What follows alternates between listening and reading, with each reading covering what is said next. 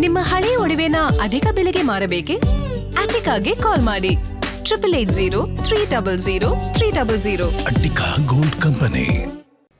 S, ಇದು ಕಾಂಗ್ರೆಸ್ ಕಥಾಯಿತು. ಬಿಜೆಪಿಯಲ್ಲೂ ಕೂಡ ಒಂದು ತಳಮಳ ಶುರುವಾಗ್ತಾ ಇದೆ. ಬಿಜೆಪಿಯಲ್ಲಿ ಈಗಾಗಲೇ ನಾಯಕತ್ವ ಬದಲಾವಣೆ ವಿಚಾರವಾಗಿ ಸಾಕಷ್ಟು ದಿನಗಳಿಂದ ಚರ್ಚೆ ಆಗ್ತಾ ಇದೆ. ಆದರೆ ಯಾರು ಬದಲಾಗ್ತಾರೆ ಅನ್ನೋ ಒಂದು ಕುತೂಹಲ ಇತ್ತು. ಆ ಕುತೂಹಲಕ್ಕೆ ಬಹುಶಃ ಫುಲ್ ಸ್ಟಾಪ್ ಬೀಳುವಂತಹ ಎಲ್ಲ ಸಾಧ್ಯತೆ ಇದೆ. ಯಾಕಂದ್ರೆ ಡಿ ಕೆ ಶಿವಕುಮಾರ್ ಕಾಂಗ್ರೆಸ್ನಿಂದ ಈಗ ಸಿಎಂ ಆಗಿದ್ದಾರೆ. ಒಕ್ಕಲಿಗ ಸಮುದಾಯದವರು ಬಿಜೆಪಿಯಲ್ಲಿ ಈಗ ಒಕ್ಕಲಿಗ ಸಮುದಾಯದ ಆರ್ ಅಶೋಕ್ ವಿಪಕ್ಷ ನಾಯಕರಾಗಿದ್ದಾರೆ. ಹಾಗಿದ್ರೆ ಬದಲಾವಣೆ ಏನಾಗಬಹುದು? ಬನ್ನಿ ನೋಡೋಣ. ಒಂದು ಬ್ರೇಕಿಂಗ್ ನ್ಯೂಸ್ ಬರ್ತಾ ಇದೆ. ಆ ಬ್ರೇಕಿಂಗ್ ನ್ಯೂಸ್ ನೋಡ್ತಾ ಏನ್ ಬದಲಾವಣೆ ಆಗಬಹುದು ಬಿಜೆಪಿಯಲ್ಲಿ ಅಂತ ನೋಡೋಣ.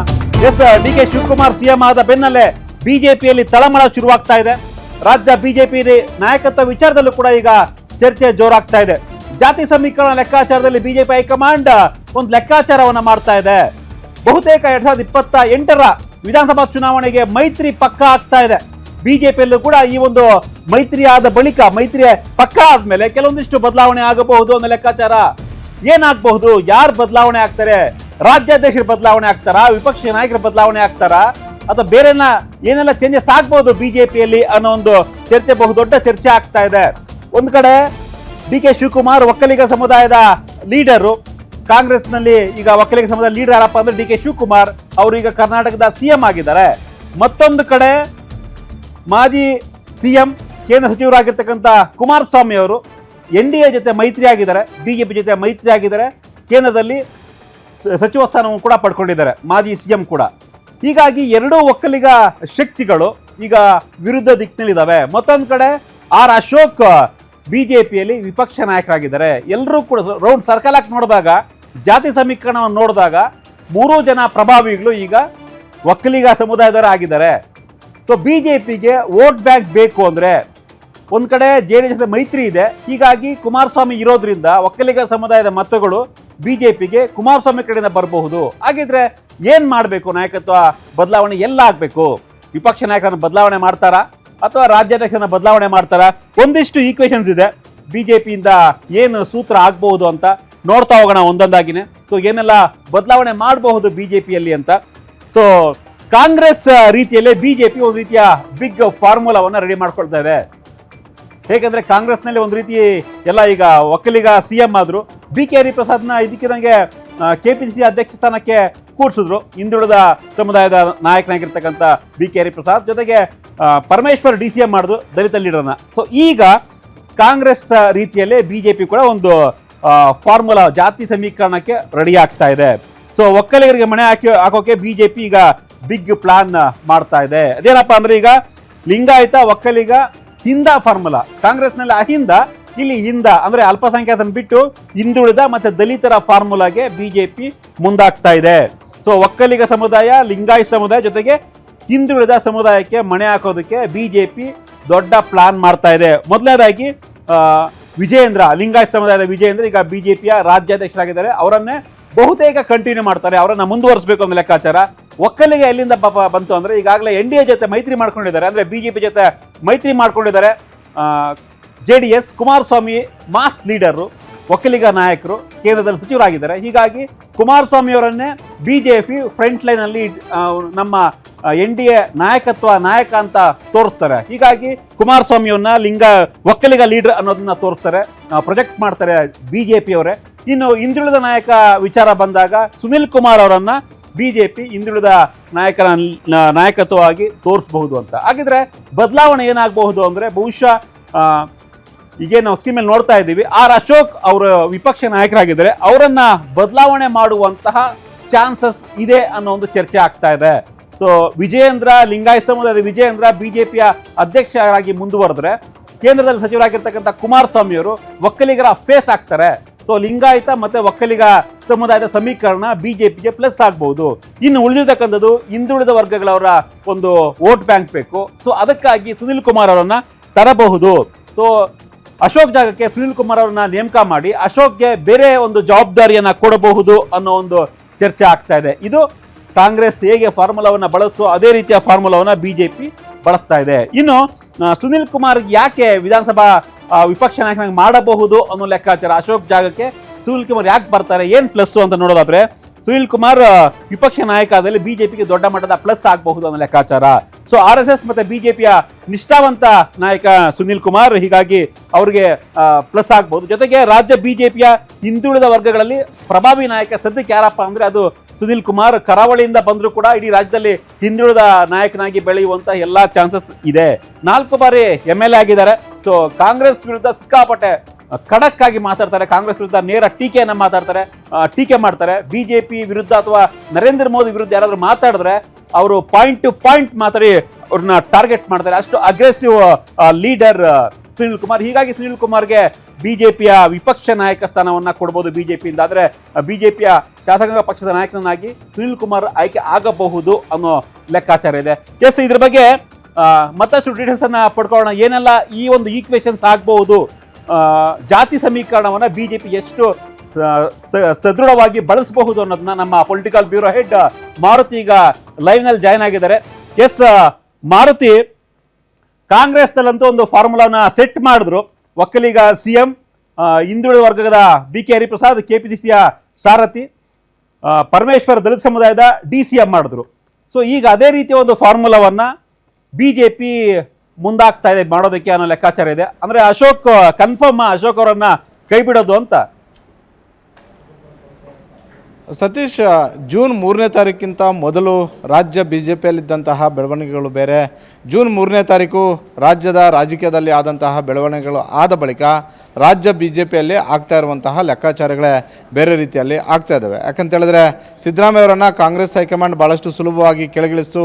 ಆ ಸ್ಥಾನದಲ್ಲಿ ಒಕ್ಕಲಿಗ ಸಮುದಾಯದ ನಾಯಕರಾದಂತಹ DK ಶಿವಕುಮಾರ್ ಅವರನ್ನು ಮುಖ್ಯಮಂತ್ರಿಯನ್ನಾಗಿ ಮಾಡ್ತು. DK ಶಿವಕುಮಾರ್ ಅವರು ಹೇಳ್ತಾರೆ, ನಾನು ಯಾವುದೇ ಒಂದು ಸಮುದಾಯಕ್ಕಷ್ಟೇ ಸೀಮಿತ ಅಲ್ಲ ಅಂತ. ಅದೇನೇ ಇದ್ದರೂ ಕೂಡ ಈಗ ರಾಜ್ಯ ಕಾಂಗ್ರೆಸ್ಗೆ ಏನು ಇಷ್ಟು ದಿನಗಳ ಕಾಲ DK ಶಿವಕುಮಾರ್ ಅವ್ರ ನೇತೃತ್ವದಲ್ಲಿ ಚುನಾವಣೆಗೆ ಹೋದರೂ DK ಶಿವಕುಮಾರ್ ಅವ್ರಿಗೆ ಮುಖ್ಯಮಂತ್ರಿ ಸ್ಥಾನ ಸಿಗಲಿಲ್ಲ ಅನ್ನುವಂಥ ಒಂದು ಕೂಗು ಮತ್ತು ಕೊರಗೇನಿತ್ತು, ಆ ಕೊರಗನ್ನು ನೀಗಿಸುವಂಥ ಒಂದು ಕೆಲಸ ಕಾಂಗ್ರೆಸ್ ಹೈಕಮಾಂಡ್ ಮಾಡಿದೆ. ಹೀಗಾಗಿ ಸಹಜವಾಗಿ ಇಷ್ಟು ದಿನಗಳ ಕಾಲ ಏನು ಅಸಮಾಧಾನ ಇತ್ತು, ಆ ಅಸಮಾಧಾನ ಈಗಿಲ್ಲ. ಆದರೆ ಇಷ್ಟು ದಿನ ಯಾವ ಸಮುದಾಯಗಳು ಭಾಳಷ್ಟು ಖುಷಿಯಾಗಿದ್ವೋ ಆ ಸಮುದಾಯಗಳು ಈಗ ಕಾಂಗ್ರೆಸ್ ವಿರುದ್ಧ ಮಾತಾಡ್ತಾ ಇರುವಂಥದ್ದು ನಿಜ. ಅದು ಸಿದ್ದರಾಮಯ್ಯವರನ್ನು ಸಂಪೂರ್ಣವಾಗಿ ಬೆಂಬಲಿಸುವಂತಹ ಅವರ ಸಮುದಾಯ ಆಗಿರ್ಬೋದು, ಅವರನ್ನು ಬೆಂಬಲಿಸುವಂತಹ ಇನ್ನಿತರ ಸಮುದಾಯಗಳಾಗಿರ್ಬೋದು. ಅವರು ಸಹಜವಾಗಿ ಸಿದ್ದರಾಮಯ್ಯವರು ಇದನ್ನು ಸುಲಭವಾಗಿ ಒಪ್ಕೊಂಡ್ರು ಕೂಡ ಆ ಸಮುದಾಯಗಳು ಅಷ್ಟು ಸುಲಭವಾಗಿ ಒಪ್ಕೊಂಡಿಲ್ಲ. ಈಗ BJP ಲೆಕ್ಕಾಚಾರ ಏನು ಅಂತ ಹೇಳಿದ್ರೆ, ಕಾಂಗ್ರೆಸ್ಸಲ್ಲಿ ಯಾವ ಸಮುದಾಯಗಳು ಅಸಮಾಧಾನದಿಂದ ಈಗ ಹೆಜ್ಜೆಯನ್ನು ಆಗ್ತಾ ಇದ್ದಾವೋ ಅಂಥ ಸಮುದಾಯದ ನಾಯಕರು, ಅಂಥ ಸಮುದಾಯದ ಮತದಾರರನ್ನು ನಾವು ಸೆಳ್ಕೊಂಡು ಬಂದರೆ ಮುಂದೆ ಬರ್ತಾ ಇರುವಂತಹ ಸ್ಥಳೀಯ ಸಂಸ್ಥೆಗಳ ಚುನಾವಣೆಗಳಿಗೂ ಅನುಕೂಲ ಆಗುತ್ತೆ. 28ರ ವಿಧಾನಸಭಾ ಚುನಾವಣೆ ಆಗಿರ್ಬೋದು, ಅದರ ಬಳಿಕ 29ಕ್ಕೆ ಬರುವಂತಹ ಲೋಕಸಭಾ ಚುನಾವಣೆಯಲ್ಲೂ ಕೂಡ ನಮಗದು ಲಾಭ ಆಗುತ್ತೆ ಅನ್ನುವಂಥ ಒಂದು ಲೆಕ್ಕಾಚಾರದಲ್ಲಿ ಅವರು ಪ್ಲಾನನ್ನು ಮಾಡ್ತಾ ಇರುವಂಥದ್ದು. ಹೀಗಾಗಿ ಮೊನ್ನೆ ಯಾರಿಗೂ ಗೊತ್ತಿಲ್ಲದೇ ಇರುವಂಥ ಒಂದು ರೀತಿಯಲ್ಲಿ ಪ್ರೊಫೆಸರ್ ನಾಗರಾಜ್ ಅವರನ್ನು, ಕುರುಬ ಸಮುದಾಯಕ್ಕೆ ಸೇರಿದಂಥ ನಾಗರಾಜ್ ಅವರನ್ನು ರಾಜ್ಯಸಭೆಗೆ ಕಳಿಸ್ಕೊಟ್ರು. ಇದರ ಅರ್ಥ ಏನು ಅಂತ ಹೇಳಿದ್ರೆ, ಅಲ್ಲಿ ಕಾಂಗ್ರೆಸ್ಸಲ್ಲಿ ಡಿಸ್ಟರ್ಬ್ ಆಗಿರುವಂಥವರು ಇರುವಂತಹ ಸಮುದಾಯಗಳನ್ನು ಸೆಳಿಬೇಕು ಅಂತ. ಹೀಗಾಗಿ ಸಿದ್ದರಾಮಯ್ಯವರಿಂದ ನಾವು BK ಹರಿಪ್ರಸಾದ್ ಅವರನ್ನು KPCC ಅಧ್ಯಕ್ಷರನ್ನಾಗಿ ಮಾಡಿದ್ರೂ ಕೂಡ ಹಿಂದುಳಿದ ವರ್ಗಗಳ ಹಲವು ಮತಗಳು, ಹಲವು ವೋಟ್ ಬ್ಯಾಂಕ್ ಸಿದ್ದರಾಮಯ್ಯವ್ರ ಜೊತೆ ಇರುವಷ್ಟು ದೊಡ್ಡ ಮಟ್ಟದ ವೋಟ್ ಬ್ಯಾಂಕ್ BK ಹರಿಪ್ರಸಾದ್ ಅವ್ರ ಜೊತೆಯಲ್ಲಿ ಇಲ್ಲ. ಹೀಗಾಗಿ ಅದರ ಲಾಭವನ್ನು ಪಡಿಬೇಕು ಅನ್ನುವಂಥ ಒಂದು ಲೆಕ್ಕಾಚಾರದಲ್ಲಿ BJP ನಾಯಕರುಗಳು ಯೋಚನೆ ಮಾಡ್ತಾ ಇರುವಂಥದ್ದು. ಈ ಹಿನ್ನೆಲೆಯಲ್ಲೇ ವಿರೋಧ ಪಕ್ಷದ ನಾಯಕರಾದಂತಹ ಅಶೋಕ್ ಅವ್ರಿಗೆ, ಅಂದರೆ ಮುಂದೆ ಅವರು ಬಹುತೇಕ BJP ಹೈಕಮಾಂಡ್ ನಿರ್ಧಾರ ಮಾಡಿದಂತಿದೆ 2028ಕ್ಕೆ ನಾವು ಮೈತ್ರಿಯಲ್ಲೇ ಹೋಗಬೇಕು ಅಂತ. ಹೀಗಾಗಿ ರಾಜ್ಯಾಧ್ಯಕ್ಷ ವಿಜೇಂದ್ರ, ಮಾಜಿ ಮುಖ್ಯಮಂತ್ರಿ ಹಾಗೂ ಹಾಲಿ ಕೇಂದ್ರ ಸಚಿವರಾದಂತಹ ಕುಮಾರಸ್ವಾಮಿ, ಅದರ ಜೊತೆಗೆ ಹಿಂದುಳಿದ ವರ್ಗಗಳಿಗೆ ಸೇರಿದಂಥವರನ್ನು ವಿರೋಧ ಪಕ್ಷರನ್ನಾಗಿ ಮಾಡಿದರೆ ಬಹುತೇಕ ಸುನೀಲ್ ಕುಮಾರ್ ಆ ಆಯ್ಕೆಯಲ್ಲಿ ಉತ್ತಮ ಆಯ್ಕೆ ಅಂತ ರಾಜ್ಯ BJPಯ ಶಾಸಕರು ಕೂಡ ಒಪ್ಕೊಳ್ತಾರೆ. ಅದರಲ್ಲಿ ಒಂದು ಸಂಘ ಮತ್ತು BJPಯಿಂದ ಬಂದಿರುವಂಥದ್ದಾಗಿರ್ಬೋದು, ಅದೇ ರೀತಿ ವಿಧಾನಸಭೆ ಒಳಗಡೆ ಆಗಿರ್ಬೋದು, ಹೊರಗಡೆ ಆಗಿರ್ಬೋದು, BJP ಮತ್ತು ನರೇಂದ್ರ ಮೋದಿ ಅವರ ಆಡಳಿತವನ್ನು ಸಮರ್ಥನೆ ಮಾಡಿಕೊಳ್ಳುವಂಥ ಒಂದು ರೀತಿ ಆಗಿರ್ಬೋದು, ಯಾವುದೇ ವಿಚಾರವನ್ನು ವಿಧಾನಸಭೆ ಒಳಗಡೆ ಹೊರಗಡೆ ಮಂಡಿಸುವಂಥ ಒಂದು ವಿಚಾರದಲ್ಲಾಗಿರ್ಬೋದು, ಈಗಿರುವಂತಹ 62 ಶಾಸಕರ ಪೈಕಿ ಸುನೀಲ್ ಕುಮಾರ್ ಯಶಸ್ವಿಯ ನಾಯಕ, ಅದರಲ್ಲಿ ಎರಡು ಮಾತಿಲ್ಲ. ಹೀಗಾಗಿ ಸುನೀಲ್ ಕುಮಾರ್ ಹೆಸರು ಒಂದು ಕಡೆ ಅವರ ಪಕ್ಷ ನಿಷ್ಠೆ, ಮತ್ತೊಂದು ಕಡೆ ಸಮುದಾಯ. ಹೀಗಾಗಿ ಹಿಂದುಳಿದ ವರ್ಗಗಳಿಗೆ ನಾವು ಮಣೆ ಹಾಕಿದ್ದೆ ಆದರೆ ಆ ಸಮುದಾಯದ ಮತಗಳನ್ನು ಗಿಟ್ಟಿಸ್ಕೊಳ್ಬೋದು ಅನ್ನುವಂಥ ಒಂದು ಲೆಕ್ಕಾಚಾರ ಸಹಜವಾಗಿ ರಾಜಕೀಯ ಲೆಕ್ಕಾಚಾರ BJPಯಲ್ಲಿ ಆಗ್ತಿದೆ. ಬಹುತೇಕ ಈ ಫಾರ್ಮುಲಾ ವರ್ಕೌಟ್ ಆಗಿದ್ದೆ ಆದರೆ ಚುನಾವಣೆಯಲ್ಲಿ ಅವರಿಗೆ ಲಾಭ ಆಗೋದು ಕೂಡ ಖಂಡಿತ. ಈ ಹಿನ್ನೆಲೆಯಲ್ಲಿ ಹಳೆ ಮೈಸೂರು ಭಾಗದಲ್ಲಿ ನಮಗೆ ಮೈನಸ್ ಆಗೋದಾದರೆ ನಾವು ಯಾವ ಸಮುದಾಯಗಳು ಹೆಚ್ಚಿರುವಂತಹ ಕ್ಷೇತ್ರಗಳಲ್ಲಿ ಪ್ಲಸ್ ಮಾಡ್ಕೊಂಡು ಹೋಗಬೇಕು ಅನ್ನುವಂಥ ಒಂದು ಲೆಕ್ಕಾಚಾರದಲ್ಲಿ ಹಿಂದುಳಿದ ವರ್ಗಗಳ ಸಮುದಾಯಕ್ಕೆ ಸೇರಿದಂಥ ಒಬ್ಬ ನಾಯಕನಿಗೆ, ಒಬ್ಬ ಶಾಸಕನಿಗೆ ವಿಪಕ್ಷ ನಾಯಕನ ಸ್ಥಾನಮಾನ ಕೊಡಿಸಬೇಕು ಅನ್ನುವಂಥ ಒಂದು ಲೆಕ್ಕಾಚಾರ ರಾಜ್ಯ BJP ಮತ್ತು ರಾಷ್ಟ್ರೀಯ BJPಯಲ್ಲಿ ಆಗ್ತಿದೆ. ಹೀಗಾಗಿ ಸುನೀಲ್ ಕುಮಾರ್ ಅವರ ಹೆಸರು ಭಾಳಷ್ಟು ಚಾಲ್ತಿಯಲ್ಲಿದೆ. ಒಂದು ವೇಳೆ ಆ ಬದಲಾವಣೆ ಆಗಿದ್ದೆ ಆದರೆ BJPಗೆ ಪ್ಲಸ್ ಪಾಯಿಂಟ್ ಆಗೋದ್ರಲ್ಲಿ ಯಾವುದೇ ಅನುಮಾನನೂ ಕೂಡ ಇಲ್ಲ. ವಿರೋಧ ಪಕ್ಷದಿಂದ ಆರ್ ಅಶೋಕ್ ಅವರನ್ನು ಕೆಳಗಿಳಿಸಿದ್ದಾದರೆ ಬಹುತೇಕ ಅವರಿಗೆ ರಾಜ್ಯ ಮತ್ತು ರಾಷ್ಟ್ರೀಯ ಮಟ್ಟದಲ್ಲಿ ಸಂಘಟನೆ ಜವಾಬ್ದಾರಿ ಕೊಟ್ಟರು ಕೂಡ ಆಶ್ಚರ್ಯ ಇಲ್ಲ ಅನ್ನುವಂಥ ಒಂದು ಚರ್ಚೆ ಈಗ ರಾಜ್ಯ BJPಯಲ್ಲಿ ಆಗ್ತಾ ಇದೆ. ಸತೀಶ್ ಮಾರುತಿ, ಒಂದು ಕ್ವಿಕ್ ಆಗಿ ಆನ್ಸರ್ ಮಾಡಿ. ಈಗ ಅಶೋಕ್ ಅವರು ಸದ್ಯದ ಮಟ್ಟಿಗೆ ಅಟ್ಲೀಸ್ಟ್ ಕಳೆದ ಕೆಲವು ವರ್ಷಗಳಿಂದ DCM ಕೂಡ ಆಗಿದ್ರು, ಈಗ ವಿಪಕ್ಷ ನಾಯಕರಾಗಿದ್ದಾರೆ.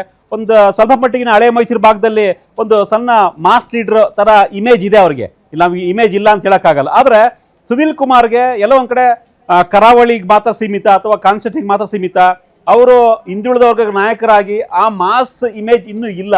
ಹಳೆ ಮೈಸೂರು ಭಾಗ ಆಗಿರ್ಬೋದು ಅಥವಾ ಉತ್ತರ ಕರ್ನಾಟಕದ ಭಾಗ ಆಗಿರ್ಬೋದು, BJPಯಲ್ಲಿ ಅಷ್ಟೊಂದು ಆಕ್ಟಿವ್ ಆಗಿ ಅಂದ್ರೆ ಅವ್ರನ್ನ ಒಪ್ಕೊಳಕ್ ಸಾಧ್ಯನಾ ಅಂತ?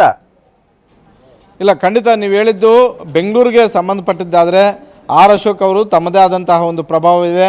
ಬೆಂಗಳೂರಿನ GBA ಚುನಾವಣೆ ಆಗಿರ್ಬೋದು, ಬೆಂಗಳೂರಿನ 28 ವಿಧಾನಸಭಾ ಕ್ಷೇತ್ರಗಳಲ್ಲೂ ಕೂಡ ರಾಜಕೀಯ ಮಾಡುವಷ್ಟು ಶಕ್ತಿ ಆರ್ ಅಶೋಕ್ ಅವ್ರಿಗೆ ಇದರಲ್ಲಿ ಯಾವುದೋ ಡೌಟು ಇಲ್ಲ. ಆದರೆ ಇದರಿಂದ ದೂರ ಹೋದರೆ, ಫಾರ್ ಎಕ್ಸಾಂಪಲ್ ನಾವು 2023 ತೆಗೆದುಕೊಳ್ಳೋಣ, ಕನಕಪುರಕ್ಕೆ ಕಳಿಸ್ಕೊಟ್ರು DK ಶಿವಕುಮಾರ್ ಅವ್ರ ವಿರುದ್ಧ ಸ್ಪರ್ಧೆ ಮಾಡಿ ಅಂತ.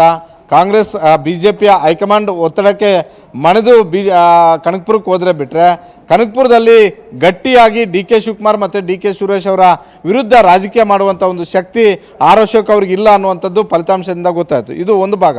ಮತ್ತೊಂದು, ಆರ್ ಅಶೋಕ್ ಅವ್ರಿಗೆ ಕೊಟ್ಟಷ್ಟು ಅವಕಾಶಗಳು, ಸಿಕ್ಕಷ್ಟು ಅಧಿಕಾರದ ಅವಕಾಶಗಳು ಬೇರೆ ಯಾವ ನಾಯಕರಿಗೂ ಕೂಡ BJPಯಲ್ಲಿ ಸಿಗಲಿಲ್ಲ. ಮೊದಲಿಂದಲೂ ಪ್ರಬಲ ಸುನೀಲ್ ಕುಮಾರ್ ಬಗ್ಗೆ ಹೇಳಿ. ಸುನೀಲ್ ಕುಮಾರ್ ವಿಚಾರದಲ್ಲೂ ಕೂಡ ಅದೇ. ಮಾರುತಿ, ಕರಾವಳಿ ಭಾಗದಲ್ಲಿ BJP ಬೆಲ್ಟ್, ಅಲ್ಲಿ ಸುನೀಲ್ ಕುಮಾರ್ ಮಾಡದೇ ಇರಲಿ ಕರಾವಳಿ ಜನ BJPಗೆ ವೋಟ್ ಹಾಕ್ತಾರೆ ಅನ್ನೋ ಒಂದು ನಂಬಿಕೆ ಇದೆ ಬಹುತೇಕ. ಸೊ ಸುನೀಲ್ ಕುಮಾರ್ ಮಾಡಿದ್ರೆ ಉಳಿದ ಭಾಗದಲ್ಲಿ ಏನ್ ಪ್ರಯೋಜನ BJPಗೆ ಅಂತ? ಅಲ್ಲ, ಸುನೀಲ್ ಕುಮಾರ್ ಮಾಡ್ತಿರೋದು ನಮಗೆ ಕರಾವಳಿಯಲ್ಲಿ ಪ್ಲಸ್ಸು ಮೈನಸ್ ಆಗುತ್ತೆ ಅಂತ ಅಲ್ಲ. ಒಂದು, ಸುನೀಲ್ ಕುಮಾರ್ ಇದ್ರೂ ಕರಾವಳಿಯಲ್ಲಿ BJPಗೆ ಯಾವಾಗಲೂ ಪ್ಲಸ್ಸೇ, ಕಾಂಗ್ರೆಸ್ಗೆ ಯಾವಾಗಲೂ ಮೈನಸ್ಸೇ. ಏನಂತ ಹೇಳಿದ್ರೆ ಹಿಂದುಳಿದ ವರ್ಗಗಳಿಂದ ಬಂದಿರುವಂಥವ್ರು. ಒಂದು ವೇಳೆ ಇವತ್ತಿಗೆ ಈಶ್ವರಪ್ಪ ಅವರು BJPಯಲ್ಲೇ ಇದ್ದು ಶಾಸಕರಾಗಿದ್ದರೆ ಬಹುತೇಕ ಬೇರೆ ಆಪ್ಷನ್ BJP ಅವ್ರಿಗಿರಲಿಲ್ಲ. ಇವತ್ತು ಈಶ್ವರಪ್ಪ ಅಂತವರು ಕೂಡ BJPಯಲ್ಲಿಲ್ಲ. ಜೊತೆಗೆ ಈಗಿರುವಂತಹ ಹಿಂದುಳಿದ ವರ್ಗಗಳ ಶಾಸಕರ ಪೈಕಿ ವರ್ಚಸ್ವಿ ಇರುವಂತಹ ನಾಯಕ 224 ವಿಧಾನಸಭಾ ಕ್ಷೇತ್ರಗಳಿಗೂ ಕೂಡ ಬೇರೆ ಬೇರೆ ಜಿಲ್ಲೆಗಳಿಗೆ ಹೆಚ್ಚು ಓಡಾಟ ಮಾಡದೇ ಇರ್ಬೋದು. ಆದರೆ ವಿಧಾನಸಭೆ ಒಳಗಡೆ ಹೊರಗಡೆ ಮಾತಾಡೋದ್ರ ಮೂಲಕ ಸದ್ದು ಮತ್ತು ಸುದ್ದಿ ಸುನೀಲ್ ಕುಮಾರ್ ಮಾಡಿದ್ದಾರೆ. ಜವಾಬ್ದಾರಿ ಸಿಕ್ಕಿದ್ರೆ ಓಡಾಟ ಮಾಡೇ ಮಾಡ್ತಾರೆ. ಸರಿಯಾಗಿ ಬಳಸ್ಕೊಂಡಿದ್ರೆ ಇಷ್ಟೊತ್ತಿಗೆ ಸಿದ್ದರಾಮಯ್ಯ ಅವರು ಇಳಿಯೋ ಅಷ್ಟೊತ್ತಿಗೆ BJPಯಲ್ಲಿ ಬೇರೊಬ್ಬ ನಾಯಕ ಸಿದ್ದರಾಮಯ್ಯ ಅವರ ವರ್ಚಸ್ಸನ್ನು ಎನ್ಕ್ಯಾಶ್ ಮಾಡ್ಕೊಳ್ಳುವಂಥ ಒಂದು ನಾಯಕ ಆಗಬಹುದಾಗಿತ್ತು. ಆ ಎನ್ಕ್ಯಾಶ್ ಮಾಡ್ಕೊಳ್ಳುವಂತಹ ರೀತಿಯಲ್ಲಿ ಯಾರು ಕೂಡ ಬೆಳಿಲಿಲ್ಲ. ಅದಕ್ಕೆ ಹಲವು ಕಾರಣಗಳು ಕೂಡ ಇರ್ಬೋದು. ಈಶ್ವರಪ್ಪ ಅವ್ರಿಗೆ ಅವಕಾಶ ಇತ್ತು, ಈಶ್ವರಪ್ಪ ಅವರ ಮಾತುಗಳೇ ಸರಿ ಇರಲಿಲ್ಲ, ಈಶ್ವರಪ್ಪ ಅವರ ನಾಲಿಗೆಯಿಂದ ಬರ್ತಿದ್ದಂತಹ ಪದಗಳು ಕೂಡ ಸರಿ ಇರಲಿಲ್ಲ. ಹಾಗಾಗಿ ಅವರು ಅಷ್ಟಕ್ಕಷ್ಟೇ ಆದರು. ಅದಾದ ಬಳಿಕ ಸುನೀಲ್ ಕುಮಾರ್ಗೆ ಅವಕಾಶ ಇದೆ, ಆದರೆ ಸುನೀಲ್ ಕುಮಾರ್ ರಾಜ್ಯಾದ್ಯಂತ ಪ್ರವಾಸ ಮಾಡ್ತಾ ಇಲ್ಲ. ಈ ವಿಚಾರ, ಈ ಟೀಕೆ ಸ್ವತಃ BJPಯಲ್ಲಿ ಇದ್ದೇ ಇದೆ. ಆದರೆ ಈಗಿರುವಂತಹ BJPಗರಲ್ಲಿ ಉತ್ತಮ ಯಾರು, ಅಧಮ ಯಾರು ಅಂತ ನೋಡಿದಾಗ ಸಹಜವಾಗಿ ಅದರಲ್ಲಿ ಉತ್ತಮ ಸುನೀಲ್ ಕುಮಾರ್ ಅಂತ ಕಾಣಿಸ್ತಾ ಇದೆ. ಈ ಹಿನ್ನೆಲೆಯಲ್ಲೇ ಹಿಂದುಳಿದ ಮುಂದಿನ ದಿನಗಳಲ್ಲಿ ಅವಕಾಶ ಕೊಟ್ಟರೆ ಇಡೀ ರಾಜ್ಯಾದ್ಯಂತ 224 ವಿಧಾನಸಭಾ ಕ್ಷೇತ್ರಗಳಲ್ಲಿ ಓಡಾಟ ಮಾಡ್ಬೋದು. ನಮಗೆ ಸಿದ್ದರಾಮಯ್ಯ ಅವರಿಂದ ಅಲ್ಲ ಆಗುವಂಥ ಲಾಸನ್ನು BJPಯಲ್ಲಿ ಲಾಭ ಮಾಡ್ಕೊಳ್ಬೋದು ಅನ್ನುವಂಥ ಒಂದು ಲೆಕ್ಕಾಚಾರದಲ್ಲಿ BJP ಅವರು ಇರೋದು. Satish. S Maruti, thank you ನಿಮ್ಮ ವಿಶ್ಲೇಷಣೆಗಾಗಿ. ನೋಡೋಣ ಏನೆಲ್ಲ ಬದಲಾವಣೆ ಮಾಡುತ್ತೆ BJP ಮುಂದಿನ ದಿನಗಳಲ್ಲಿ ಅಂತ.